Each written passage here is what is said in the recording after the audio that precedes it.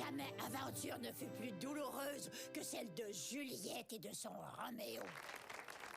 Notre quête de culture se conclut donc ainsi, car le barde Daven est bien satisfait quand d'une foule, tous les cellulaires sont muets.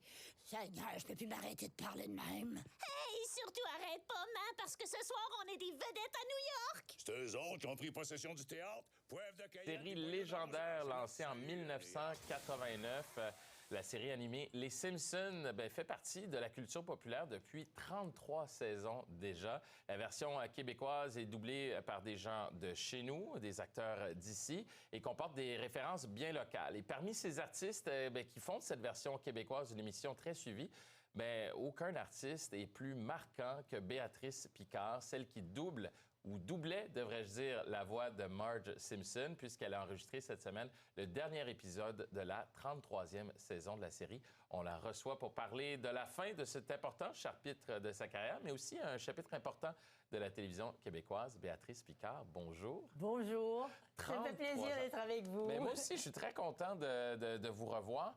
33 ans, ça semble une période... Certains de nos téléspectateurs ou de gens qui vont regarder notre entrevue sur le web étaient même pas nés ou ont toujours connu Marge Simpson avec votre voix. Ça a dû être quand même un parcours énorme pour vous et une importance capitale dans votre carrière. Oui, parce que j'ai souvent fait du doublage. Parce que nous, ici... c'est pas comme dans d'autres pays. Dans d'autres pays, vous avez soit des acteurs de théâtre ou des acteurs de cinéma ou des acteurs de doublage. Mais nous, ici, il faut faire un petit peu de tout. Alors donc, quand est arrivé les Simpsons, il a fallu quand même passer des auditions, même si ça faisait longtemps que je faisais du doublage, parce que là-bas, à Hollywood, ils voulaient s'assurer que les voix correspondaient à ce qu'eux voulaient. Et bien sûr que là, j'ai écouté attentivement Marge Simpson. J'ai essayé d'imiter un petit peu la voix, mais pas tout à fait. Mais disons, le style qu'elle avait. Alors donc, mais je me suis rendu compte qu'en faisant les enregistrements, j'avais l'impression que quand je ressortais de là, je disais, à un moment donné, j'aurais plus de voix pour aller jouer au théâtre, j'aurais plus de voix pour faire ça. Je suis en train de me briser la voix. Il faut que je la place comme il faut. Et ça m'a pris un certain temps pour ne pas que ça change du jour au lendemain. Donc, je suis arrivée à me placer un peu la voix comme il faut. Si bien que... des fois, je rencontre des parents qui me reconnaissent. Mme Picard, ils sont avec leur jeune de 10 ans, tu comprends? Alors, elle dit, tu connais pas, c'est une grande comédienne. Alors, tu comprends, les compliments, ça se dit pas.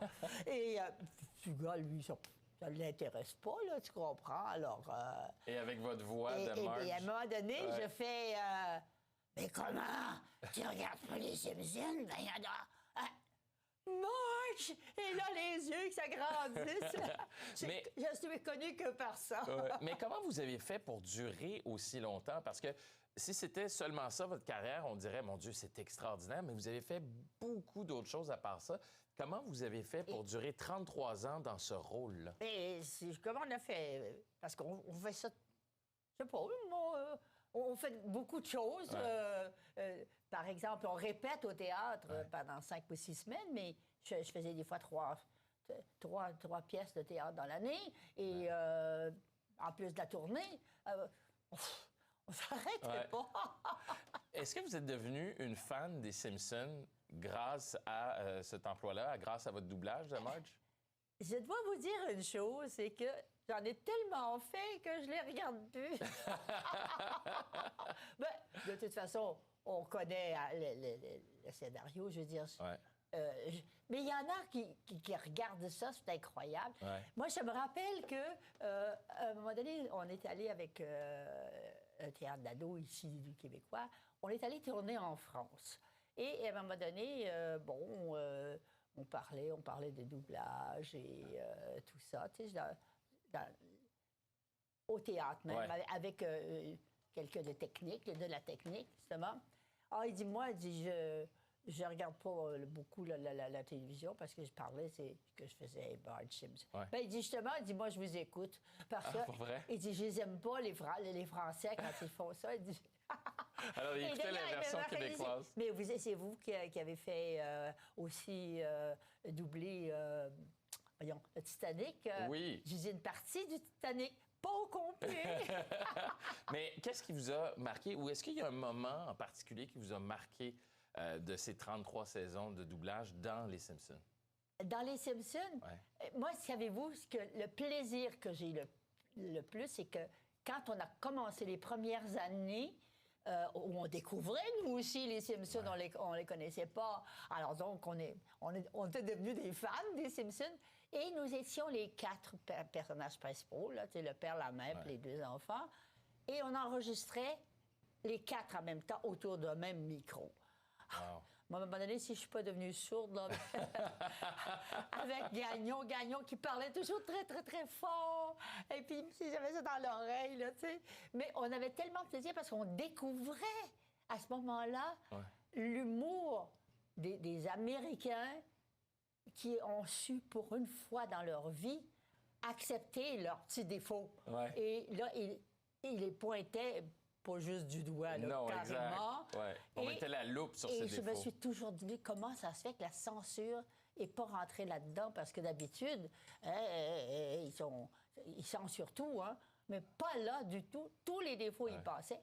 Et ce qui a été bien, c'est que quand on le traduisait, la personne qui faisait la traduction, qui est chapeau, il faut que je lui dise en passant, trouvait des termes très, très bien pour et surtout, quand il s'agissait de nommer des personnages, même si ça se passait à Springfield ou aux États-Unis, on le parlait en québécois, jamais en joual, là, mais comme je vous parle maintenant. Là. Et puis, bon, j'ai perdu mon fil. Mais ça a amené aussi un rapprochement. Ça a amené que les gens ont pensé que ça se passait ici. Parce que des fois, on pouvait parler de quelqu'un. Même à un moment donné, ils ont dit hey, elle, c'est une vraie Béatrice Picard. Tu sais? Oui. Tu sais, c'était parce que c'était pour parler de quelqu'un qui s'obstinait tout le temps. Un peu comme vous. J'ai dit comment on me connaissait. Dernière question pour vous. Vous avez 83 ans, vous l'avez dit, 93, pardon, vous faites tellement plus jeune, que vous avez dit, ben c'est un peu le temps de terminer avant que vous soyez plus capable de le faire, parce que vous allez avoir 94 ans la saison prochaine. Mais vous êtes encore très active. Qu'est-ce que l'avenir vous réserve professionnellement? C'est que j'ai pensé qu'en vieillissant, on est un petit peu moins rapide. Hein? Parce que d'abord, je me rends compte de ça quand je parle avec des jeunes. Là, et puis, là, ça va tellement vite. Voilà. Une minute. Moi, je suis une vieille personne. Parlez-moi plus lentement puis plus fort. Donc, c'est un peu pour ça que vous arrêtez. Alors, donc, j'ai peur que quand ça se déroule tellement vite sur la bande rythmo, de ne plus être capable de lire. Déjà que là, je demandais, hey, mon Dieu, c'est sombre, la bande rythmo. Là, ils mettaient un petit peu... Puis les lettres, ils sont tellement petites. Et donc, là, je me suis dit, non, ils n'ont pas changé, au contraire. Ils ont amélioré beaucoup, mais c'est moi, là. Alors donc, je me suis dit, si j'arrive plus à lire, qu'est-ce que je fais? Puis il faut être debout à ce moment-là. On ne peut pas faire ça assis. Alors, donc, je me suis dit, je pense que c'est mieux de finir la saison, bien sûr, puis de ne pas recommencer la saison prochaine. Et y aller à votre rythme, tout simplement. Alors, tout le monde parle que c'est ma retraite des Simpsons, mais pas ma retraite de comédienne pour continuer à faire des spectacles, pour continuer à jouer au théâtre, pour continuer à faire des entrevues. Et continuer à vivre de votre art. Merci beaucoup, Béatrice Picard. On vous souhaite encore plusieurs années de théâtre, de cinéma et d'entrevues également. À très bientôt. Merci beaucoup de votre accueil. Et à tout le monde ici, je souhaite une bonne et heureuse année.